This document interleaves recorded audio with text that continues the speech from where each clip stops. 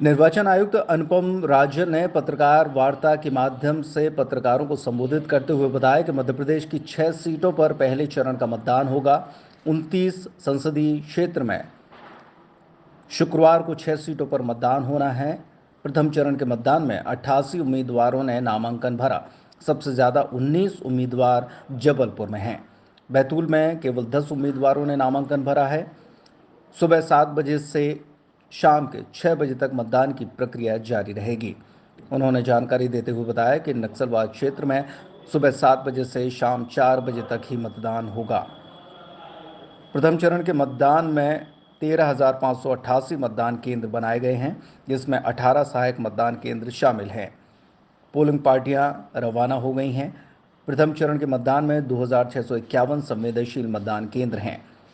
बताया गया कि प्रथम चरण में 1,13,09,636 मतदाता अपने मताधिकार का प्रयोग करेंगे, जिनमें 57,20,780 पुरुष, 55,88,669 महिला और 187 थर्ड जेंडर के शामिल हैं।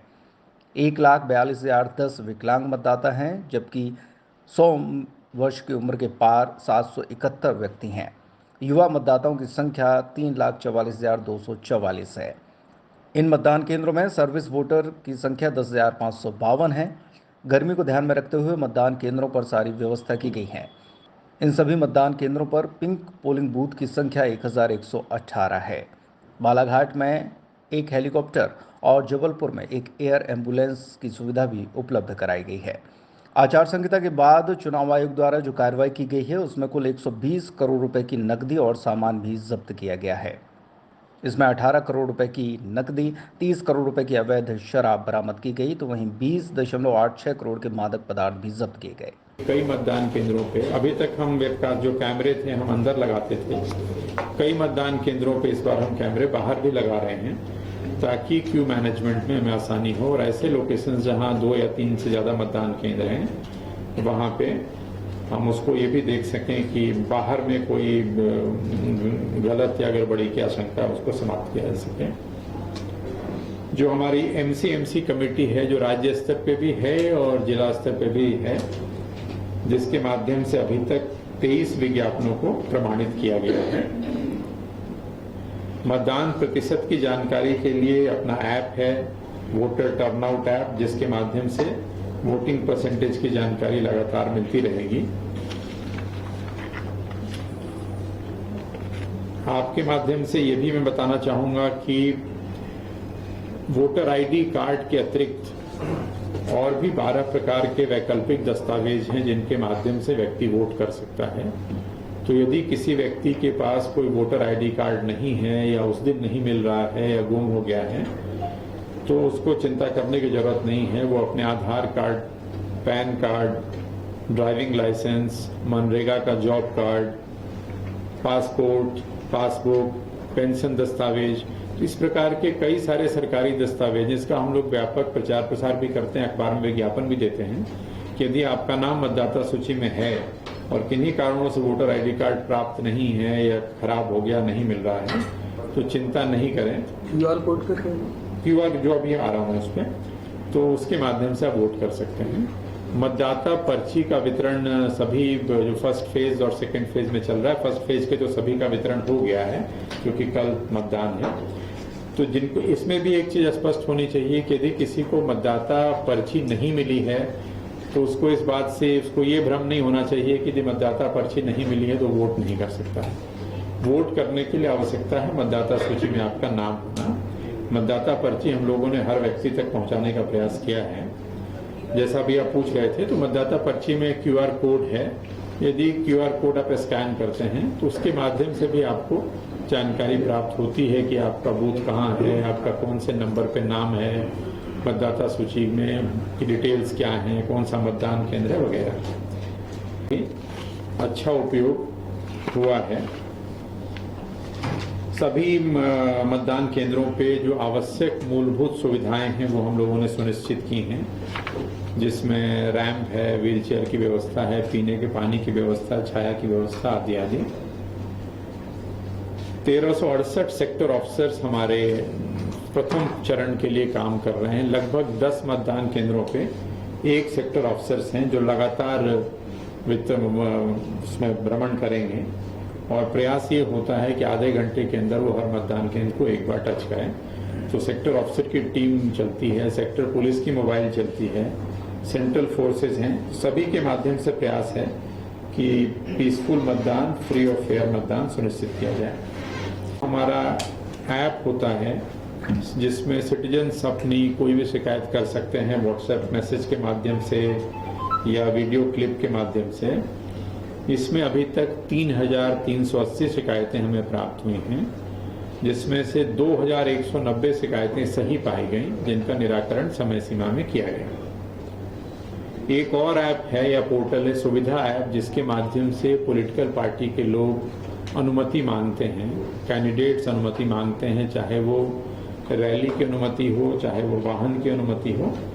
तो सुविधा ऐप का भी उपयोग किया गया है राजनीतिक दलों के द्वारा और अभी तक सुविधा ऐप के माध्यम से 3,613 परमिशंस जारी की गई हैं। लास्ट अगर हम देखें लोकसभा 2014 में जो हमारा पोल परसेंटेज था राज्य का वो 61.57 था, काफी कम था। लेकिन 2019 में वो 61 से बढ़ के 71 हुआ। पिछले लोकसभा चुनाव में हमारा जो वोटिंग परसेंटेज था वो 71.16 था। तो लगभग 10% का इंक्रीज हमने किया था 2014 से 2019 में। 4 महीने पहले हमारे जो विधानसभा के चुनाव हुए थे उसमें हमारा वोटिंग परसेंटेज 77.82 था। हम लोग प्रयास कर रहे हैं कि विधानसभा में जो वोटिंग हुई थी कम से कम उतनी वोटिंग हम वहां तक पहुंचे या पिछली बार की तुलना में 71 को हम एक्सीड करें। आपके माध्यम से ये भी अपील करना चाहूंगा सभी मतदाता साथियों से कि कल जहां भी मतदान है, जिन 6 संसदीय निर्वाचन क्षेत्रों में कल मतदान है, तो अनुरोध करना चाहेंगे आप सभी से कि कल वोट जरूर करिए। प्रजातंत्र में वोटिंग राइट का उपयोग करिए और ये एक बहुत महत्वपूर्ण जिम्मेदारी है। तो आप सभी से अनुरोध है कि आप मतदान केंद्र पे जाएं और वोट जरूर करें। सभी को है वो है 18.46 राउंड फिगर में 18 करोड़ कह सकते हैं। अगर आप पूरा लिखना चाहें तो वैसे आपको सर्कुलेट भी कर देंगे। 18.46 है नगद, जिसकी वैल्यू है। लिकर मतलब अवैध शराब जो पकड़ी गई है वो है 29.38, लगभग 30 करोड़। जो मादक पदार्थ हैं उसकी कीमत है 20.86। जो प्रेशियस मेटल्स हैं उनकी कीमत है 9.96 और फ्रीवीज और अदर आइटम्स हैं उनकी है लागत 42 करोड़ के आसपास। टोटल 120 करोड़ का सीजर है। जो हमारे नाके हैं अंतर राज्य के वाले जो बॉर्डर हैं, इंटर स्टेट बॉर्डर हैं 309 और इंट्रा स्टेट बॉर्डर है 562। ये राज्य के फिगर में बता रहा हूं। वर्तमान में जो फ्लाइंग स्क्वाड्स चल रही हैं उनकी संख्या है, सर इसको एक बार रिपीट कर दीजिए। अंतर्राज्यीय नाके इंटर स्टेट जैसे यूपी 5 राज्यों से हमारी सीमाएं लगती हैं। इंटर स्टेट नाकों की संख्या है 309 और इंट्रा स्टेट है 562। फ्लाइंग स्क्वाड है हमारे 793 और जो स्टैटिक सर्विलांस टीम होती है जो एसएसटी है वो है 912। तो इस तरह से ये सीजर की जानकारी है जो आपसे मैंने साझा करी। और टोटल जो आर्म्स लाइसेंस है हमारे यहाँ राज्य में वो है 2,84,503। 2,84,503 शस्त्र के विरुद्ध, शस्त्र धारकों के शस्त्र के विरुद्ध अभी तक जो हम लोग जमा करा चुके हैं वो है 2,72,937। तो लगभग 100% आर्म्स जमा हो गए हैं। जो आर्म्स जमा नहीं हुए हैं वो उस श्रेणी के हैं जिनको छूट होती है, जैसे बैंक के गार्ड्स होते हैं, कई सुरक्षा कर्मी होते हैं, कई लोगों का आत्मरक्षा वाली बात भी होती है। तो आर्म्स जमा कराने की कार्रवाई लगभग पूर्ण है। थोड़ी बहुत बची है, कुछ जिलों में 3rd या 4th फेज वाले होंगे, वहां भी चल रहा है। जो जैसा कि आप जानते हैं कि कल पहले चरण का मतदान है मध्य प्रदेश में अपने यहाँ, जिसमें 6 पार्लियामेंट्री कॉन्स्टिट्यूएंसीज हैं, 6 संसदीय क्षेत्र हैं जहाँ मतदान कल होगा प्रथम चरण में। इसमें अगर हम असेंबली सेगमेंट्स देखते हैं तो 47 असेंबली कॉन्स्टिट्यूएंसीज हैं जो इन 6 संसदीय क्षेत्र में शामिल हैं, और जो इसका विस्तार है वो 13 जिले इसमें शामिल हैं। कुछ जिले पूर्णतः शामिल हैं और 2 जिले जो कटनी और नरसिंहपुर है उसका थोड़ा हिस्सा आता है। 29 जो संसदीय क्षेत्र हैं उसमें से 6 संसदीय क्षेत्रों के लिए मतदान हमारा कल होगा। इसमें कुल जो कैंडिडेट्स हैं, जो निर्वाचन लड़ रहे अभ्यर्थी हैं, उनकी संख्या 88 है। इसमें 81 मेल और 7 महिला हैं। सबसे ज़्यादा कैंडिडेट जबलपुर में हैं जहां 19 कैंडिडेट हैं। शहडोल में सबसे कम अगर देखें तो 10 कैंडिडेट हैं। मतदान का जो समय है वो सुबह 7 बजे से लेकर के शाम के 6 बजे तक है। बालाघाट की 3 विधानसभा क्षेत्रों में लांझी, बैहर और परसवाड़ा जो LWE के हम मानते हैं, जहां नक्सल प्रभावित क्षेत्र कहते हैं, वहां पे जो मतदान का समय है वो 7 बजे से लेकर के शाम के 4 बजे तक है, ताकि पोलिंग पार्टीज को समय रहते वो मुख्य सड़क पे आ जाएं या जिला मुख्यालय पे आ जाएं जहां उनको जाना है। जो हमारे पोलिंग स्टेशन हैं फर्स्ट फेज में, उनकी कुल संख्या 13,588 है। ये 13,588 जो मतदान केंद्र हैं, इसमें 18 सहायक मतदान केंद्र भी शामिल हैं। इन सभी मतदान केंद्रों के लिए पोलिंग पार्टियां आज रवाना हो रही हैं, लगभग रवाना हो गई हैं। अब हमें उनके पहुंचने की जानकारी धीरे धीरे प्राप्त हो रही है। इसमें जो संवेदनशील मतदान केंद्र जो चिन्हित किए गए हैं, जो 13,588 में, उनकी संख्या 2,651 है। 2,651 संवेदनशील मतदान केंद्र है। इस प्रथम चरण का जो मतदान कल होगा, उसके लिए जो टोटल मतदाताओं की संख्या है वो 1,13,09,636 है। 1,13,09,636, जिसमें पुरुष मतदाता हैं 57,20,780 और महिला मतदाता हैं 55,88,669। थर्ड जेंडर के मतदाताओं की संख्या 187 है, 187। प्रथम चरण में जो दिव्यांग हमारे मतदाता हैं, उनकी संख्या है 1,42,010।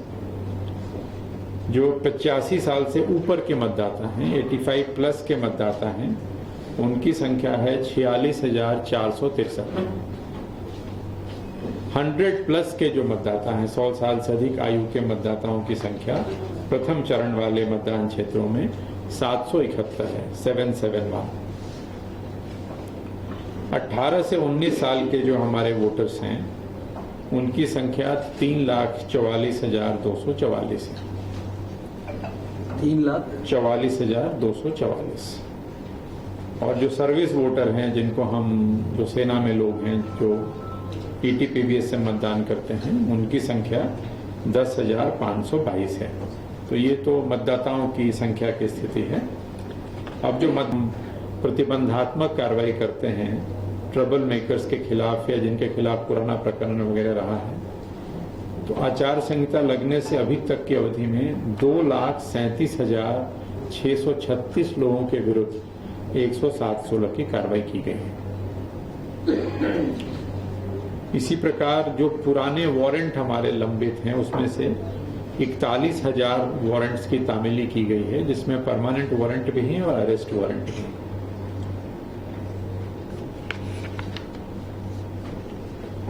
आचार संहिता लगने के बाद से ही आप जानते हैं कि जो नारे या होर्डिंग्स वगैरह या उसको हटाने की, मिटाने की कार्रवाई की जाती है, पोस्टर बैनर हटाने की, वॉल राइटिंग मिटाने की, तो टोटल अभी तक 8,80,966 प्रकरण एक तरह से आप कह सकते हैं, जहां पे इनका रिमूवल किया गया है गवर्नमेंट प्रॉपर्टी से, पब्लिक प्रॉपर्टी से और प्राइवेट प्रॉपर्टी से। एफआईआर जो टोटल दर्ज हुई हैं वो है 922 अभी तक, जिसमें आचार संहिता के उल्लंघन के मामले हैं, ये डिफेसमेंट के मामले हैं, गाड़ियों का मिसयूज का मामला है, लाउड स्पीकर के वायलेशन का मामला है, बिना अनुमति के सभाएं करने का मामला है, इंड्यूसमेंट का मामला है। तो इन सभी को मिलाकर के टोटल 922 प्रकरण एफआईआर दायर किए गए हैं। सारी व्यवस्थाएं की हैं, गर्मी को ध्यान में रखते हुए छाया की व्यवस्था, पानी की व्यवस्था, मेडिकल किट, ORS पैकेट्स वगैरह संपूर्ण व्यवस्था की गई है, क्योंकि गर्मी धीरे धीरे बढ़ ही रही है। ये जो हमारे मतदान केंद्र थे 13,588 जो मैंने पहले बताया, उसमें जो हम लोग पिछली बार भी हम बनाते हैं पिंक पोलिंग बूथ, वैसे मतदान केंद्र जिनमें चारों जो हमारे पोलिंग पर्सनल हैं वो महिलाएं होती हैं, उनकी संख्या है 1,118। तो प्रथम चरण में जो मतदान केंद्र है उसमें 1,118 मतदान केंद्र पिंक पोलिंग बूथ हैं हमारे। जो हमारे दिव्यांग साथियों के द्वारा जो मैनेज बूथ होंगे उनकी संख्या 33 है। इसके अतिरिक्त बालाघाट में जो कि थोड़ा नक्सल प्रभावित है, उसको देखते हुए जैसा हम लोगों ने विधानसभा के दौरान किया था वो इस बार भी किया है।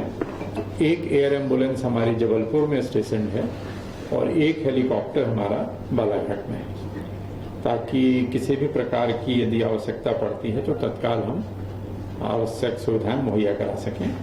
अपने यहाँ हेलीकॉप्टर से पार्टियों को ले जाने की आवश्यकता नहीं पड़ती, तो हेलीकॉप्टर हम लोग किसी प्रकार के रिलीफ और रेस्क्यू के लिए बालाघाट में रखते हैं और एयर एम्बुलेंस जबलपुर में रखते हैं।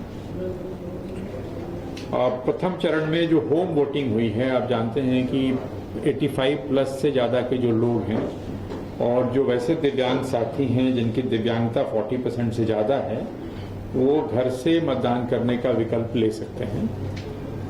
तो जिन लोगों ने घर से वोट किया है प्रथम चरण में, 85 प्लस के लोगों की संख्या 5,466 है, 5466। और जो हमारे दिव्यांग साथी हैं जिन्होंने इस सुविधा का लाभ उठाया, उनकी संख्या है 2,881, 2881। जो हमारे एसेंशियल सर्विसेज थी, अति आवश्यक सेवाएं, जिसमें इस बार हमारे पत्रकार साथी भी शामिल थे, उस श्रेणी से जिन लोगों ने पोस्टल बैलेट की सुविधा का लाभ उठाया है वो है 536।